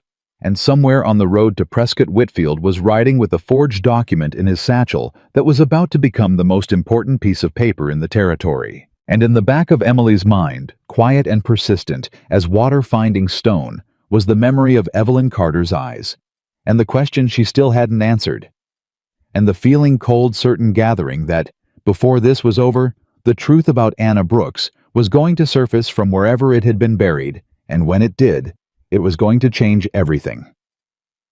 Whitfield came back from Prescott in 36 hours instead of 48. Emily heard his horse before dawn and was at the door before he reached the porch, and she knew from the way he was riding fast forward, the posture of a man carrying something urgent, that whatever he'd found in Prescott was not small. He came through the door and set his satchel on the table and opened it without sitting down and pulled out a document that was clearly not the one he'd taken with him. This one was older, with the particular yellowed quality of paper that had been properly filed and left alone for years rather than manufactured to look old. The original recording certificate, he said, from the territorial office in Prescott, filed by Margaret Harper, your mother, in 1869, witnessed and stamped by 2 clerks, both of whom are still alive and one of whom I spoke to yesterday evening. He looked at Emily. The document Hale's company produced is a forgery. The clerk's seal is a copy, a good one, but the registration number sequence is wrong by a single digit. A mistake that would take someone with access to original territorial records to catch. "Can you prove it in front of a judge?" Daniel asked. "I can prove it in front of a federal judge," Whitfield said, "which is exactly where this is going." He sat down finally, and she could see the road on him, the dust and the hours, and the particular tight energy of a man who had been moving fast and was now allowing himself to stop. "There's something else." He pulled out a second document. This one was a letter official stationery territorial seal at the top. "While I was at the recording office, I asked the clerk, the one who remembered your mother's original filing, whether there had been any federal interest in the land claims along the railroad corridor. He told me a U.S. Marshal's office out of Prescott had opened an inquiry into fraudulent land filings in this territory 8 months ago." Whitfield set the letter on the table. "They've been building a case. Hale's name is in it. Caldwell's name was in it before he died, and Thomas Garrett's name is in it." The 3 of them looked at the letter. "They were all connected," Emily said. "Not a question." "Garrett was not a local man who happened to find your name in a record search," Whitfield said. "He was recruited. Someone in the Marshal's inquiry believes it was Hale, identified your claim, identified you as the heir, identified that you were in Chicago, and unaware of the land's value, and arranged for Garrett to make contact under the guise of a matrimonial advertisement." Emily sat down very slowly. She put her hands flat on the table and looked at them. "He didn't find me by accident," she said. "No," Whitfield said. "Victor Hale sent him." "The Marshal's office believes so, yes." She looked up. Her voice, when it came, was very even. "So from the moment I read that newspaper advertisement in Chicago, I was already inside someone else's plan." "Yes," Whitfield said. "I'm sorry." The kitchen was quiet for a long moment. Daniel was watching her with the focused attention of someone who was ready to catch something if it fell. But nothing fell. Emily sat at the table and breathed and let the full shape of it settle into her, the long reach of it, the coldness of it, the way it stretched back past Cedar Ridge and past Thomas Garrett, and past the 3 days of her marriage to a newspaper page in a city 1,000 miles away. Then she said, "When does the U.S. Marshal arrive?" Whitfield blinked. "I sent a telegraph from Prescott. He indicated he could be in Cedar Ridge within the week." "Good," she said. "Then we have a week to make sure that when he gets here the case he's building is as complete as possible." Daniel looked at her. Something in his face, not surprise exactly, but a kind of quiet recognition. Like he was watching her step fully into herself and seeing the shape of who she was, maybe for the first time, without fear obscuring any of it. "What are you thinking?" he said. "I'm thinking," she said carefully, "that Hale knows Whitfield went to Prescott. He knows the forgery has been identified. He's going to move quickly now. He's going to try to consolidate whatever he can before a federal officer arrives. She paused. And I'm thinking that there's a piece of this we still haven't addressed. Anna, Daniel said. Anna, she confirmed. And Evelyn Carter. She went to see Evelyn Carter alone. Daniel didn't argue, which told her he understood why it needed to be that way. Some conversations could only happen between women. Not because men weren't capable of understanding them, but because the thing she needed Evelyn to do, the thing she suspected Evelyn might be ready to do, required the particular safety of a room without witnesses of the wrong kind. Evelyn opened the door and looked at Emily for a long moment without speaking, and then she stepped back and let her in. The doctor's house was neat and quiet. Evelyn Carter was perhaps 45, with silver threading through brown hair and those precise hands Emily had noticed before, and the stillness that was not serenity, but control. The kind of control you develop when you are carrying something very heavy and have decided that setting it down is not an option. She poured tea. She sat across from Emily. She looked at her with the direct gaze of a woman who had decided that the time for indirection was over. "You've been asking about Richard Caldwell," Evelyn said. "Not directly," Emily said. "No, but Clara talks to me. And the way you've been putting things together?" Evelyn stopped, looked at her cup. "I've been waiting for someone to come to this door for 3 years. I thought it would be a marshal. I thought it would be Daniel." She looked up. "I didn't think it would be someone who'd been in this town for 5 weeks. I had reasons to pay close attention to how things connect here," Emily said. "Yes." Evelyn looked at her steadily. "What do you think you know?" "I think Richard Caldwell did not die in an accident," Emily said. "I think someone who loved Anna Brooks and watched the justice system protect the man who destroyed her decided to take a different kind of action. And I think that person has been living with that decision for 3 years, and it has cost them something significant." She paused. "I'm not here to expose you, Evelyn. I'm here because a U.S. Marshal is arriving in Cedar Ridge within the week to investigate Hale and Caldwell and a land fraud scheme. And I need to understand how much of what he finds is going to point in your direction before I decide what to do about it." The room was very quiet. Evelyn Carter looked at her for so long that Emily started to wonder if she'd miscalculated entirely, if she'd walked into this house and accused an innocent woman of something monstrous and was about to face the consequences of that. Then Evelyn set down her teacup and said, "He wasn't going to stop." Emily waited. "Caldwell assaulted Anna in September of 1879, Evelyn said. Her voice had changed lower, more careful, the voice of someone opening a door they'd kept sealed for a long time. "She came to me that night, not to the doctor's office, to this house, to me. She was—" A pause. A breath. "She was destroyed. Not physically, though that was bad enough. But something in her, the way she understood the world, the way she understood that there were rules, and that the rules meant something that broke, permanently. She told Daniel," Emily said, 2 weeks later, "because I told her she had to. That she couldn't carry it alone, and that Daniel deserved to know, and that they could fight it together." Evelyn's hands tightened around her cup. "And then Daniel went to the marshal, and the marshal went to Caldwell, and Caldwell had 3 friends in the right offices and a lawyer from Tucson, and within 2 weeks the whole thing had been quietly buried." Her voice had gone very flat. "No charges, no record, nothing. And Anna didn't survive that," Emily said quietly. "She died in April of 1880, Evelyn said. And I stood at her grave, and I looked at Richard Caldwell standing 20 feet away, wearing his good suit and his civic face, and I made a decision." She lifted her eyes to Emily's. "I don't regret it. I want to be clear about that. I have thought about it every day for 3 years, and I do not regret it."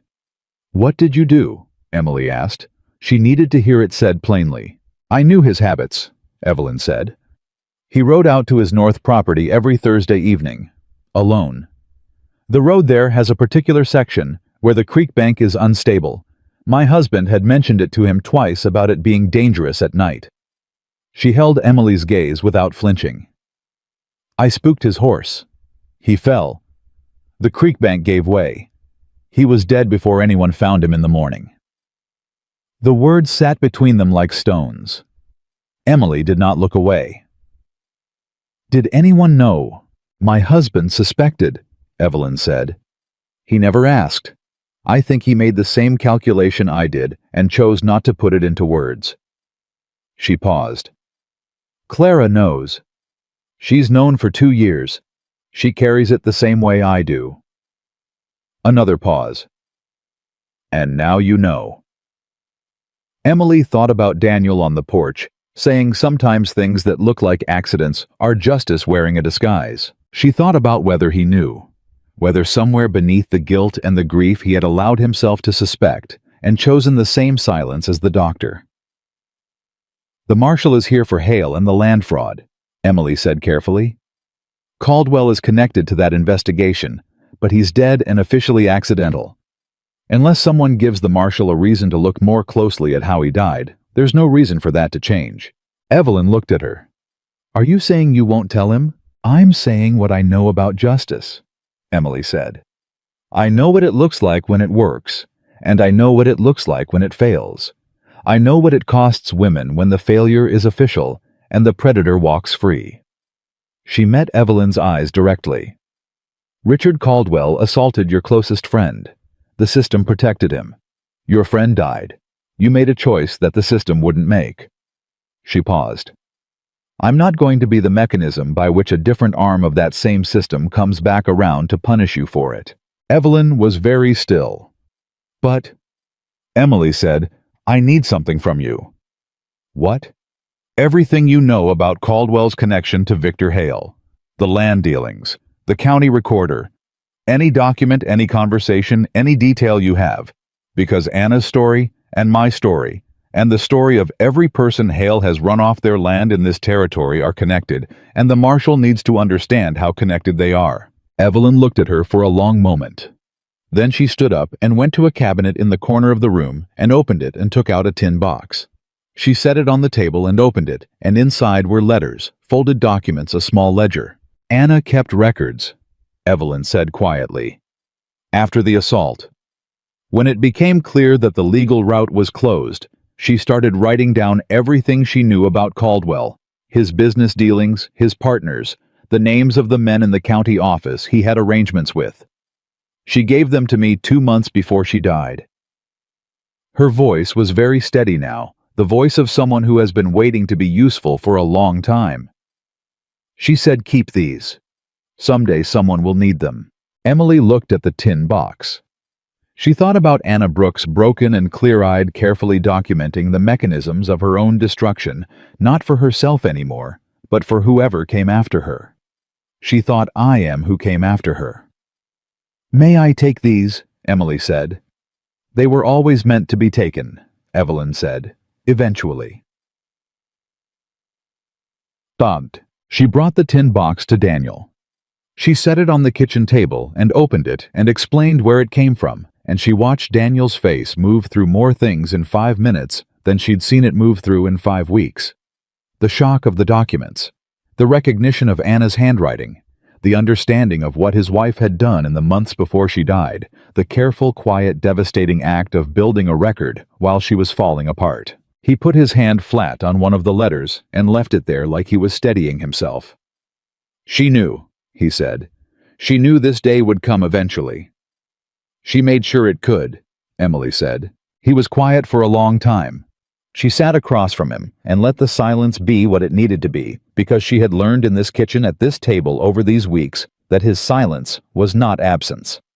It was process. It was a man who had learned to move through large things slowly, because moving through them fast had never worked. Finally, he said, Evelyn. Yes, Emily said. Yes. He looked at the table. I suspected, he said. For about a year afterward. I didn't pursue it. He looked up. Was that wrong? No, she said. Without hesitation. He held her gaze. How are you so certain? Because I know what Caldwell did, she said, and I know what the system did after, And I know what Anna did with the time she had left. She didn't spend it on anger or revenge. She spent it on documentation, on making sure the truth had somewhere to go. Emily paused. Evelyn was the instrument of one kind of justice. Anna was the architect of another. Both of them were trying to do the same thing, make sure it didn't get to happen again. Daniel looked at the tin box, at his wife's handwriting on the folded letters. "She was braver than I knew," he said. "She was exactly as brave as you probably knew," Emily said. "You just didn't have the evidence until now." Something broke open in his face, briefly, completely, and then settled into something new. Not the old grief, not the guilt. Something different. Something that looked like a man finally being given permission to grieve cleanly, without the weight of self-accusation mixed into it. He pressed his hand flat on the letters one more time. Then he straightened up. "Whitfield needs to see all of this tonight," he said. "I know," she said. "And the marshal. Whitfield will know how to present what's useful and what to leave alone," she said. "That's what lawyers are for." He looked at her steadily. "You thought all of this through before you went to Evelyn." "I thought most of it through," she said honestly. "Some of it I figured out while I was sitting in her kitchen." A ghost of something moved at the corner of his mouth. He stopped. "What?" He shook his head slightly. "I'll tell you later," he said, "when there's time to say it properly." She held his gaze for a beat longer than necessary. Then she stood and closed the tin box and carried it to the table where Whitfield was waiting in the front room. The U.S. Marshal arrived on a Wednesday. His name was Samuel Greer, and he was nothing like what Emily had assembled in her imagination. She'd been expecting someone large and authoritative, the embodiment of federal weight. What arrived was a quiet man of 50, with a neat beard, a worn coat, and eyes that had the particular quality of someone who had spent 30 years watching people try to deceive him, and had stopped being surprised by any configuration of it. He sat at the kitchen table. That table had become a kind of courtroom by now, Emily thought, and he spread his own documents next to Whitfield's and Anna's letters, and the forged certificate, and the original from Prescott. And he went through all of it with the methodical thoroughness of a man who understood that what he was looking at was not one crime, but the long shadow of many crimes spread across many years. He asked questions for 2 hours. Most of them were directed at Whitfield, some at Emily, a few at Daniel. At no point did he express surprise or emotion. He wrote in a small notebook with the compressed handwriting of someone who had learned to say a great deal in very little space. At the end, he closed the notebook and looked at Emily directly. "Miss Harper," he said, "you understand that what you've brought me today, the forged certificate, the recording history, the documentation, your late predecessor compiled. This is the foundation of a federal case against Victor Hale for land fraud, forgery of territorial documents, and conspiracy. Combined with what my office has built over the past 8 months, this is a matter that will result in federal prosecution." "I understand that," she said. "I want to be transparent with you," he said. "This case is going to take time to move through the federal system, months, possibly longer. During that time, Hale will know he's under federal investigation, and he may become unpredictable." "He's already unpredictable," Emily said. "He's been unpredictable since the day I arrived." Marshal Greer looked at her. "I want to place a deputy in this town," he said. "Formally. With the county's cooperation. I've already spoken to Deputy Reardon, who is more than willing." "That would be welcome," Daniel said. "There's one more thing," Greer said. He looked at his notebook for a moment, then back up. "Thomas Garrett. His death. My office has been looking at it in the context of this investigation. We believe Garrett was killed by someone connected to Hale, specifically someone who feared Garrett's failure with the Harper claim would become a liability. Garrett was not merely unreliable. He was potentially a witness who could be flipped." He paused. "You were never a serious suspect, Miss Harper. I want to be clear about that. The Maricopa inquiry was a formality that Hale attempted to exploit, but my office closed the angle on you within days of Reardon's visit here." Emily let that settle. Hale killed the man he sent to marry me, she said, because the man failed. We believe so, Greer said. We're building that evidence separately. She looked at the table covered in documents and thought about the long, cold calculation of Victor Hale.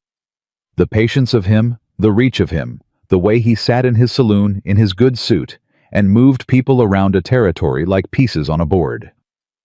She thought about Thomas Garrett, drunk and violent, used and then discarded. She thought even his instruments were victims in their way. That didn't change what Garrett had done to her, but it added a dimension to the shape of the thing. What do you need from me now? She asked. Stay visible, Greer said. Stay in Cedar Ridge. Don't give Hale any reason to believe the case is anything other than proceeding normally. And if he makes a move, any move direct or through intermediaries, I want to know about it within the hour. He'll make a move, Emily said. He's not the kind of man who accepts that he's lost without trying one more thing. No, Greer agreed. He isn't. Hale made his move 4 days later. It didn't come from Hale himself. It came through a man named Pete Sutter, one of the two who'd flanked Hale in the yard, who caught Emily alone on the road between the ranch and town on a Friday afternoon on the stretch where the road bent and the sight lines were short.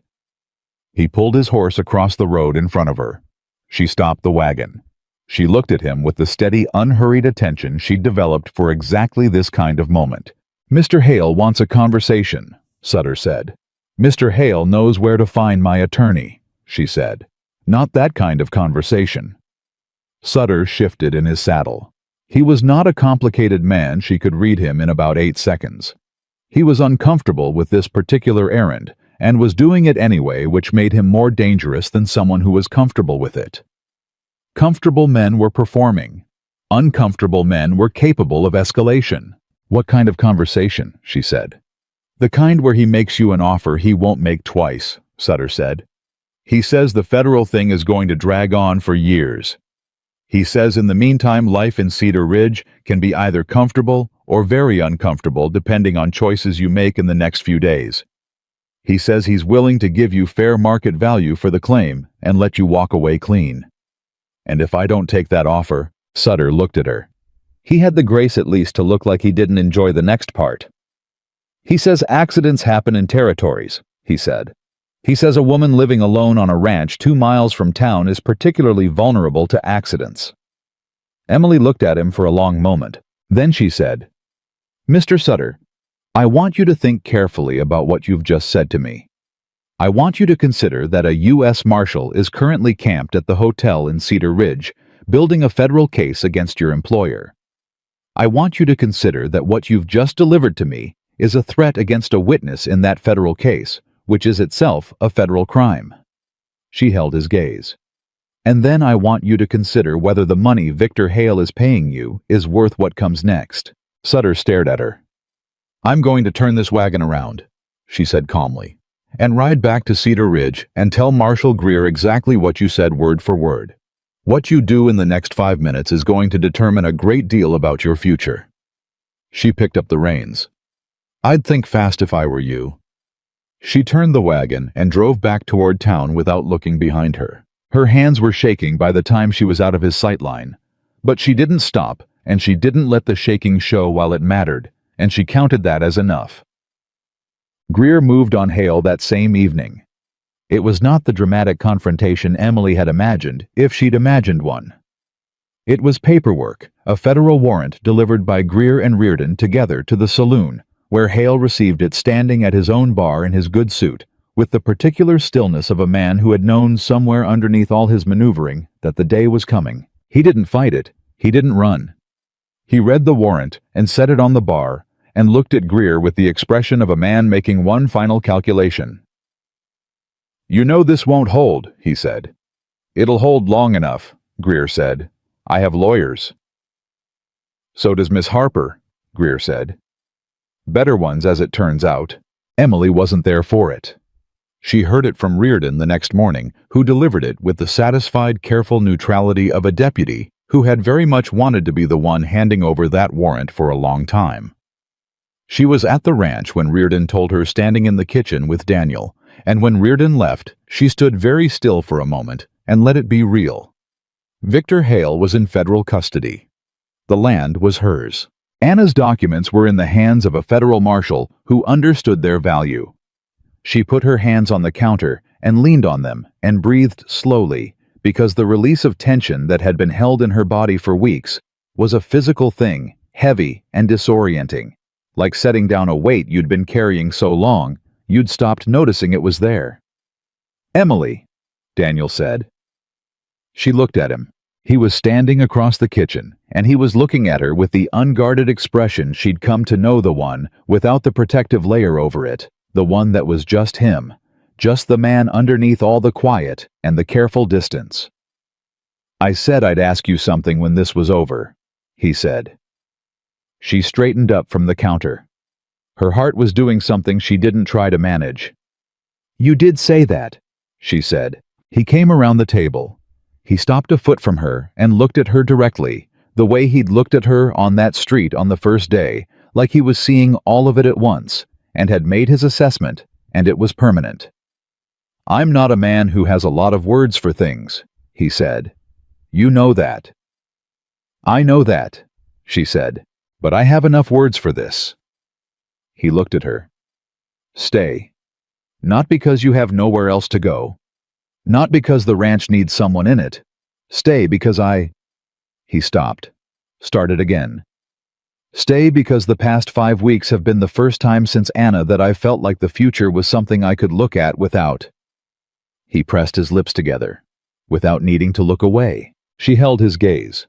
She thought about Chicago and a newspaper and the word fair treatment printed in ink she had believed was a promise.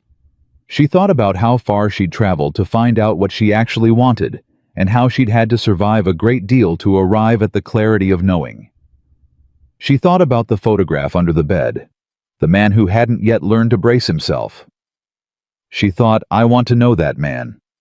I think I am beginning to." "Daniel," she said. "Yes, you didn't rescue me," she said. "I want to be clear about that." "I know," he said. "You offered me a choice on a street and I took it," she said. "Everything after that was mine." "I know that too," he said. "Good," she said, "because I'm not staying to be rescued, and I'm not staying out of gratitude." She looked at him steadily. "I'm staying because this ranch and this town and this difficult, complicated man in front of me are the first things in a long time that have felt worth staying for." Something happened in his face that she thought she was going to spend a long time learning to read. Something that was grief and relief and hope all occupying the same space at once, and the particular astonishment of a man who had stopped believing he deserved to feel any of those things. He didn't reach for her. He was not that kind of man, not yet. Not in a kitchen in the late afternoon of a very long few weeks. But he held her gaze with all of himself in it, and she held his. And between them, in the quiet of the ranch, something was named that had been building since a street in Cedar Ridge on an afternoon that felt like a very long time ago. Outside the territory went on being what it was, hard and wide and indifferent to the small human negotiations happening in ranch houses and hotel rooms and county offices. But in that kitchen, two people who had each survived the particular damage of being failed by people who should have protected them stood across from each other and decided quietly, without ceremony, without anything dramatic to mark the moment, to stop running in opposite directions. It was not an ending. It was the first morning of something. The morning after Hale's arrest, Cedar Ridge woke up different. Not quieter, if anything. It was louder, the way towns get when something that has been pressing down on them lifts suddenly, and people remember they have voices. The saloon sat locked with a federal notice on the door. The two men who'd flanked Hale on his rides out to the ranch were gone before dawn. Reardon confirmed it with the particular tone of a man who had decided not to spend energy chasing people who were running away from the problem, rather than toward it. Pete Sutter, who had blocked Emily's wagon on the road and delivered a threat against a federal witness, had apparently made the calculation she'd suggested and ridden hard in the opposite direction of Marshall Greer. Emily heard all of this from Clara, who arrived at the ranch by 8 in the morning, with fresh bread and the comprehensive situational awareness of a woman who processed information the way rivers processed rain.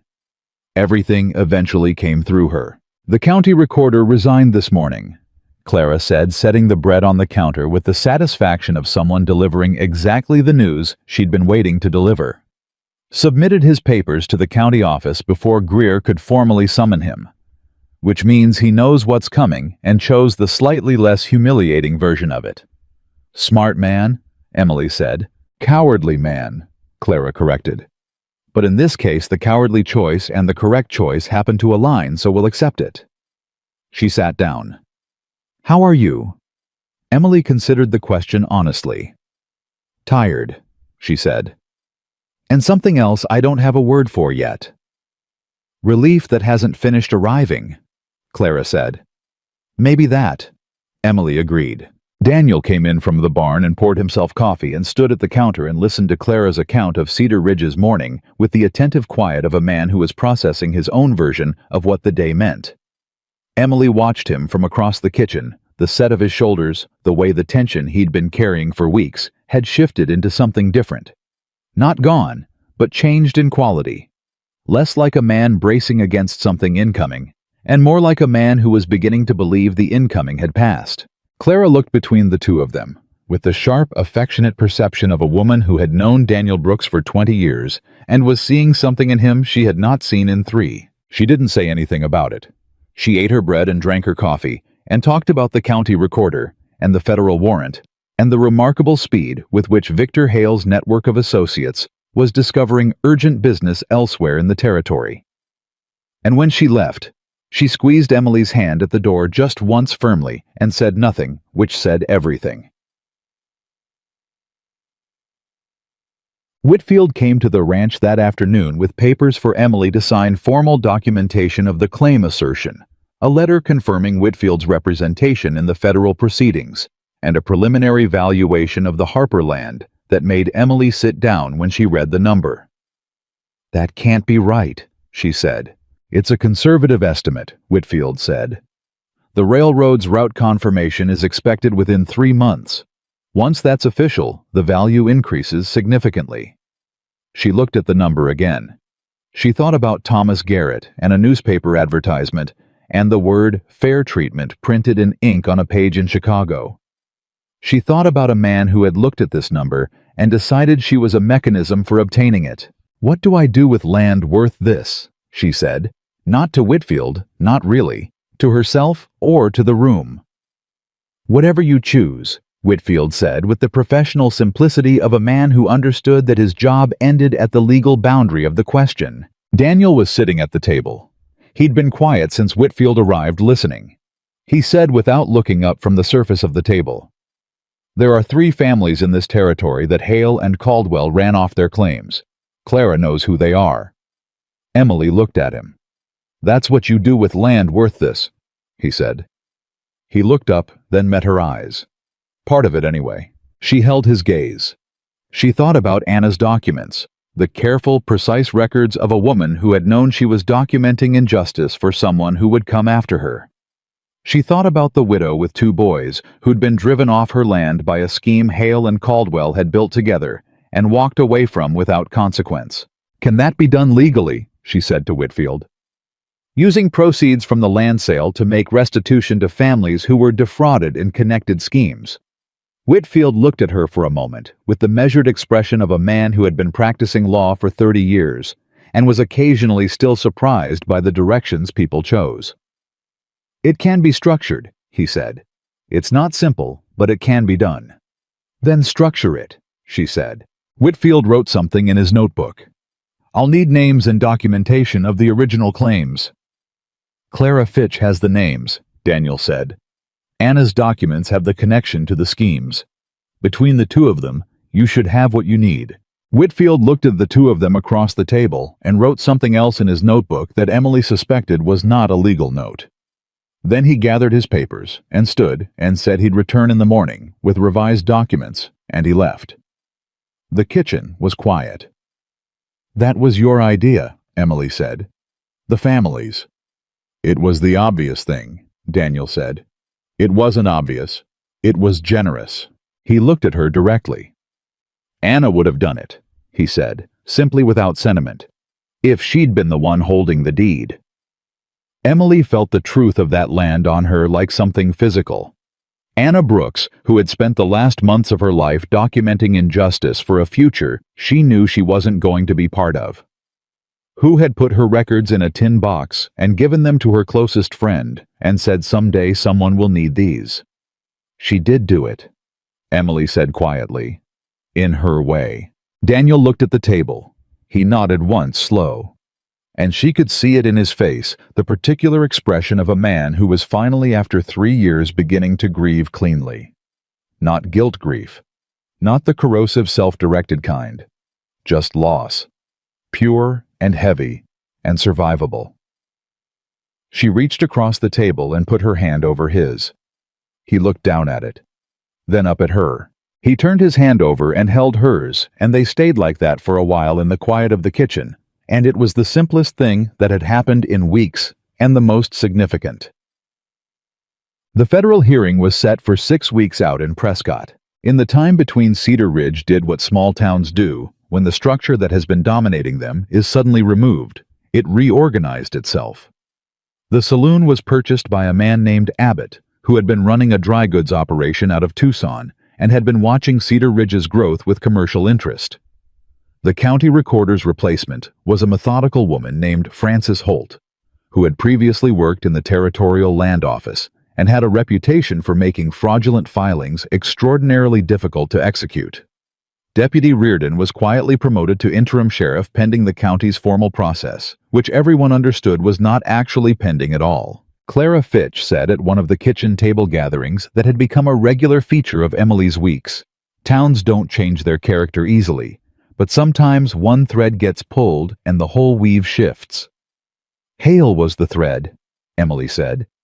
Hale and everything connected to him, Clara said. Caldwell before him, the recorder. The whole network of men who decided that the rules were for other people. She looked at Emily steadily. You pulled the thread. I had a lot of help, Emily said. You had resources, Clara said. Help is different. Help is what Daniel did. What Whitfield did, what Reardon did. She paused. You were the one who decided not to run. Emily thought about that on the ride back to the ranch that evening. She thought about what it had meant each time she'd chosen to stay in Cedar Ridge in the kitchen after the sheriff's visit in Evelyn Carter's house on the road when Pete Sutter blocked her wagon. Every choice had felt in the moment like the only available option. But that she understood now was what courage was. Not the absence of fear, but the inability to locate a better option than staying. Evelyn Carter came to the ranch 12 days before the federal hearing. She came alone in the early evening, and she knocked at the door with the particular knock of someone who is not certain of their welcome. Emily opened it and stepped back to let her in without ceremony because ceremony between them would have been false. They sat at the table. Daniel made himself scarce in the way he had of understanding when a room needed to contain only certain people. I've been thinking about the hearing, Evelyn said. So have I, Emily said. Whitfield says my name may come up, Evelyn said, in the context of Anna's documents, as the person who held them. It probably will, Emily said. In that context specifically, as a witness to Anna's state of mind and her documentation process. She paused. Not in any other context to my knowledge. Evelyn looked at her hands. And if Greer asks me direct questions, you answer the questions you're asked, Emily said carefully. About what you knew, about Anna, about what she gave you and why. She held Evelyn's gaze. Questions about Richard Caldwell's death will be directed at the official record which says accident. You don't correct the official record unless you're under oath on that specific question, which as far as I can tell you, won't be. Evelyn was quiet for a moment. You've thought about this carefully, she said. I've thought about justice carefully, Emily said. There's a difference between the truth and the whole truth, and the law understands that difference even when it pretends not to. She paused. What Caldwell did to Anna, and what the system did after, and what happened to Caldwell eventually, those are 3 separate events. The federal case is about Hale. That's where the truth that matters is pointed. Evelyn looked at her for a long time. I don't know how to thank you, she said. Don't? Emily said. Anna kept those documents for someone who would use them. I used them. That's the whole transaction. She paused. What I need from you going forward is to keep being the person Anna trusted. Cedar Ridge is going to need women like you for a long time. Evelyn left in the early dark, and Emily stood on the porch and watched her go and felt the weight of what she was carrying on behalf of that friendship, the secret of it, the justice of it, the cost of it, and decided, not for the first time, that she could carry it. That it was the right weight for the right reason. Daniel came out and stood beside her on the porch. She going to be all right, he said. Yes, Emily said. She's been carrying this for 3 years. She's strong enough. Like you, he said. She looked at him sideways. I'm not. You are, he said, not a compliment. Just a fact stated plainly the way he stated most facts. You came off that stagecoach 3 weeks into your healing and started pulling threads without stopping. That's not luck, and it's not circumstance. He looked at her. That's who you are. She held his gaze in the dark. You said you'd tell me something, she said. In the kitchen after Hale was arrested. You said something that you'd tell me later when there was time to say it properly. He was quiet for a moment. The sounds of the ranch settled around them, the horse in the barn, the wind moving somewhere distant, the territory breathing its wide, indifferent breath. I was going to say, he said slowly, that you are the most. He stopped, tried again. That watching you in these weeks has been like watching someone. He stopped again, and she could see him struggling with it. The man who did not have a lot of words for things, trying to find the right ones for the thing that mattered most. Daniel, she said quietly. Let me get it right, he said. She waited, watching you. He said finally, has reminded me what it looks like when someone decides that what happened to them is not the last word on what they are. He looked at her directly. I needed to see that. I needed to see it in someone else before I could believe it was still possible for me. A pause. You did that. Without trying to. Without knowing. He held her gaze. I don't know what to call that except important. Essential. The thing I didn't know I was waiting for. She stood on the porch of the ranch in Cedar Ridge, Arizona territory, and looked at this man, this quiet, careful, damaged, decent man who had offered her a choice on a street when the world was offering her none, and she thought about everything it had taken to stand here. The newspaper ad, the 3 days, the stagecoach, the street. Every choice since. Every morning she'd made breakfast, and every evening she'd sat on the porch, and every conversation at the kitchen table that had built piece by careful piece, the architecture of something real. I need to tell you something too, she said. He waited. I came to Cedar Ridge with nothing, she said. No plan, no resources, no understanding of what I owned or what was being done to me. I came here broken in a way I wasn't sure was fixable. She looked at him. And I'm standing here tonight with a deed and a lawyer and a federal case in motion and... She stopped. And I know exactly what I want. For maybe the first time in my life, I know exactly what I want, and I'm not afraid of it. What do you want? He said. Quiet, direct. This ranch, she said. This town. The work of making something out of the Harperland that means something. She held his gaze. And you, in whatever form you're able to offer, in whatever time it takes to get there. She paused. I'm not in a hurry, Daniel. I know what happens when people move faster than the truth of things can support. I'm willing to go at the pace of honest. He looked at her for a long time. Then he said, I haven't been able to look at the future for 3 years without looking away. I know, she said. I'm looking at it now, he said, without looking away. She let that be what it was, complete sufficient more than she'd expected from a man who had just said he didn't have a lot of words for things. Good, she said.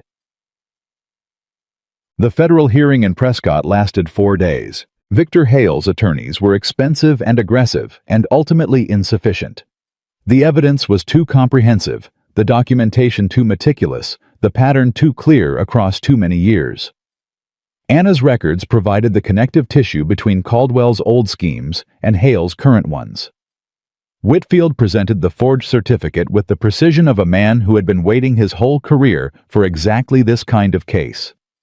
Emily testified for 2 hours on the second day about Garrett, about the advertisement, about the deed, about Hale's approach on the street and at the ranch, and through Pete Sutter on the road. She testified in the flat, clear voice of a woman who had decided that the truth was the only instrument she needed, and she was going to use it without decoration. The judge, a federal man from Prescott, with 20 years on the bench and no patience for elaborate land schemes, listened to all of it with the focused expression of someone assembling a picture one piece at a time. When the picture was complete, he looked at it and ruled. Victor Hale was convicted on 3 federal counts: land fraud, forgery of territorial documents, and conspiracy. He was sentenced to 8 years in the federal penitentiary in Yuma, which was the kind of place that made a man in a good suit reconsider the choices that had brought him there. The county recorder, who had facilitated the filings, compelled to testify by a prosecutorial immunity deal that his lawyer had negotiated frantically in the 48 hours before the hearing, confirmed every detail of the scheme, and named 4 additional associates who would face their own proceedings in subsequent months. Emily stood outside the Prescott courthouse on the 4th afternoon and breathed the air of a town that was not Cedar Ridge, and thought, it's over. Then more accurately, this part is over. Then most accurately, this part is finished, and what comes next is mine to choose. Daniel stood beside her. He'd been beside her for all 4 days in the courthouse, at the hotel, at the meals they'd eaten in silence, or in conversation, depending on what the day had required. He had not testified. There had been no reason to call him. But he'd been present with the steady, solid quality that she had stopped taking for granted, and started actively noticing the particular way his presence changed the temperature of a room from something she was enduring alone to something she was moving through with someone. "Ready to go home," he said. Home. She turned the word over. She thought about Chicago, about a boarding house room with thin walls, about a newspaper folded to the matrimonial section, about a man who had promised fair treatment in ink and delivered something entirely different. She thought about a ranch 2 miles outside Cedar Ridge with a bar lock on the back room door, and a kitchen table that had become a courtroom, and a negotiating table, and a place of confession, and a place of breakfast, and slowly, gradually, incrementally, a place that felt like the center of something she was building rather than enduring. "Yes," she said. "Ready." They stopped at Clara's on the way through Cedar Ridge. She opened the door before they could knock. She had always done this, and Emily had stopped finding it surprising, and looked at their faces and said, "It's done." "It's done," Emily confirmed.